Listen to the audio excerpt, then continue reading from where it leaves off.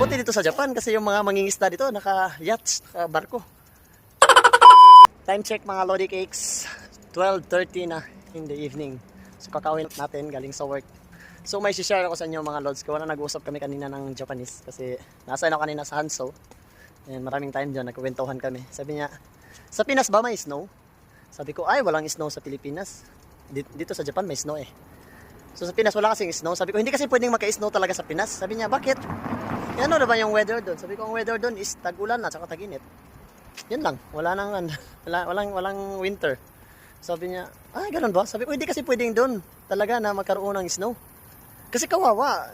Like for example, sabi ko, yung mga fisherman namin doon. Kawawa sila pag lumalangoy sila tapos snow.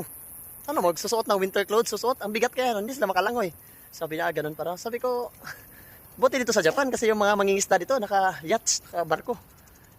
Eh, doon sa Pilipinas is, jibunde yun eh, nagagamit ka ng bugsay. Kasi yung sabi ko, pasalamat din pala tayo sa Pinas na kasi walang snow sa Pinas. Kasi kung may snow sa Pinas, kawawa din yung mga fisherman natin dyan. Kasi napakalamig eh, lalangoy ka sa taglamig, during taglamig. Okay lang kung tag-init, di ba? Kaya nakatuwa din yung hapon pag nakipag-usap sa atin. Na umusyuray din sila sa Pilipinas, kaya gusto din niyang pumunta sa Pilipinas. Sabi ko, punta ka sa Pilipinas, walang snow doon. Sabi ko, masarap mamuhay doon. Kaso nga lang, mahirap talaga ang buhay sa Pinas. Unlike dito sa Japan talaga, napakaganda ng buhay dito.